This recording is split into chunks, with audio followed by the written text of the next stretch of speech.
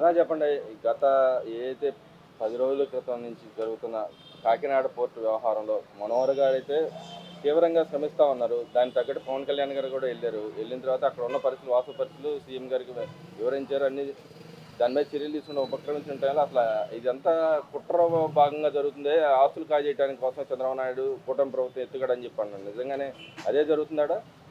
అది వీళ్ళు చేసిన తప్పుల్ని కప్పుపుచ్చుకోవడానికి చేసే వ్యాఖ్యలండి ఇవి. గత ప్రభుత్వంలో వాళ్ళు చేసిన అరాచకాలు, భూమి కబ్జాలు, దోపిడీ, ఇది ద్వారంపూడి చంద్రశేఖర్ రెడ్డి అనేది బియ్యం దందా అనేది గత 5 సంవత్సరాల నుంచి కూడా అందరికీ తెలిసిన విషయమే.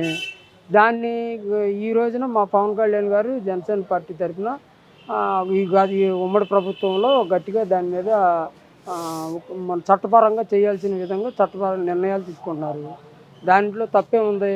అంటే ఇక్కడ వాటాలు కొట్టేయడానికి చేస్తున్నారు తప్ప అక్కడ ఏమి లేదు, అంత సక్రమంగా జరిగిందని చెప్పి వైసీపీ నాయకులు అంటున్నారుగా. ఏమీ లేనప్పుడు వాళ్ళు ట్రాన్స్పరెన్స్కి శ్వేతపత్రం రిలీజ్ చేసుకోమనండి. అంతా గవర్నమెంట్ సహకరించమనండి. వాళ్ళు కంగారు పడాల్సిన అవసరం ఏముంది?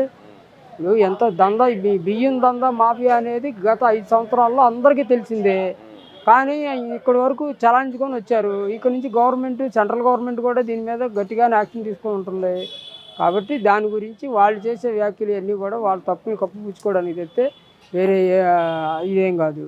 అంటే వాళ్ళు అనే వ్యాఖ్యలు ఏంటంటే ఆయన అప్పట్లో వాటాలు కొనుగోలు చేశారు తప్పితే అక్కడ అరవింద్ వాళ్ళు అక్కడేం బలవంతం ఏం చేయలేదు, అప్పుడు పెట్టని కేసులు ఇప్పుడు ఎందుకు పెడతారని చెప్పి అంటున్నారు కదా. అంటే గవర్నమెంట్ వాళ్ళ దగ్గర ఉన్నప్పుడు ఎవరన్నా మాట్లాడిచ్చారా? ఎవడు మాట్లాడితే చిన్న పోస్ట్ పెడితేనే కేసులు పెట్టడం, అరెస్టులు చేయడం, వాళ్ళ ఆస్తుల్ని, వాళ్ళ వ్యాపారాలని వాళ్ళు నానా రకాలుగా హింసలు పెట్టి ప్రతి పౌరుడు కూడా మాట్లాడే భయభ్రాంతులు చేసేంత పరిపాలన మేము సాగించారు. ఇవాళ ఆ స్వేచ్ఛ, ఆ భయం నుంచి కొంచెం స్వేచ్ఛ వాయువులు పీల్చుకుంటూ ఇవాళ ప్రజలు కూడా అందరూ కూడా ఊపిరి పీల్చుకొని హాయిగా అమ్మ దరిద్రం వదిలిందిరా బాబు అనుకుంటున్నారు. కానీ వాళ్ళు అంటున్నారు కదా, నిరసన తెలియజేసే వ్యవస్థ కూడా లేదు, మా మీద అక్రమ కేసులు ఎందుకు ఉండదు? అసలు చేసుకుని నిరసన తెలియజేయడానికి దొంగ దొంగ దొంగ అనుకుంటుంటే సరిపోద్దా? ఏం నిరసన చేస్తారు వాళ్ళు? ప్రతి వైసీపీ ప్రతి నాయకుడి దగ్గర 100కి 90 మంది వైసీపీ నాయకుల్లో అందరూ కరప్టెడే. ఏ నాయకుడు వచ్చి నిరసన చేస్తాడు?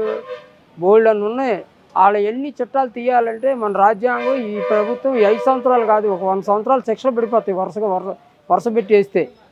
చట్టం కనుక తన పని తను చేసుకుంటూ కనుక స్పీడ్గా వెళ్తే వీళ్ళందరూ కూడా జైళ్ళు కూడా చాలు, కొత్త జైలు కూడా కట్టాల్సి వస్తుంది. మరి ఈ గవర్నమెంట్ వచ్చిన తర్వాత 6 నెలల్లోనే ప్రజల్లో తీవ్ర వ్యతిరేకత ఉందంట కదా. ఏం లేదు, ఎందుకు ఉంది వ్యతిరేకత?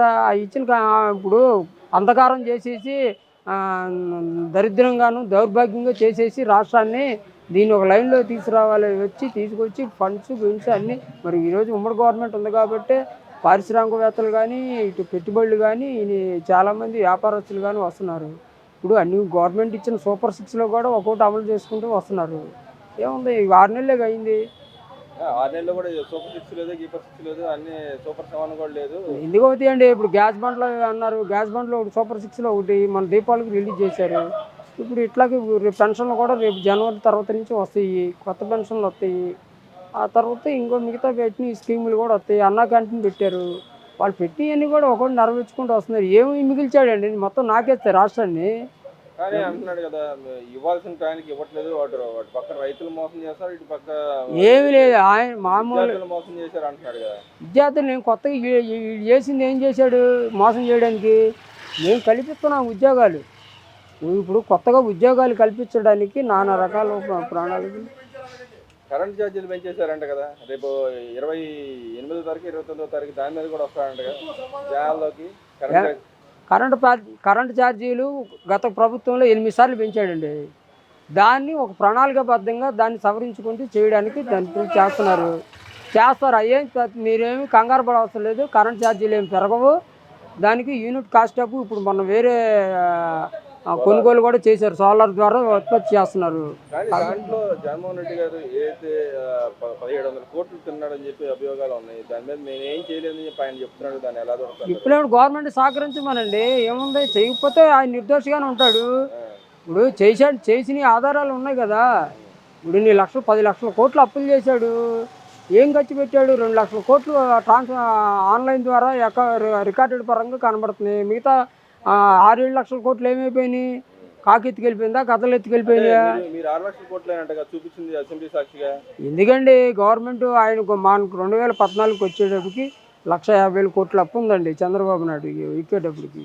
ఆయన వెళ్ళిపోయేటప్పుడు 2,10,000 2,50,000 లోపు ఉందండి. ఈ మిగతా 10 లక్షల కోట్ల అప్పు ఏం చేశాడు? ఎవరు పెట్టాడు? అవన్నీ కూడా ఈ ఈ ఈ చట్టపరంగా ఏ వ్యవస్థ ఆ వ్యవస్థ ఏది చేయాలో అది చేస్తారు. అవన్నీ కూడా బయటికి తీస్తారు.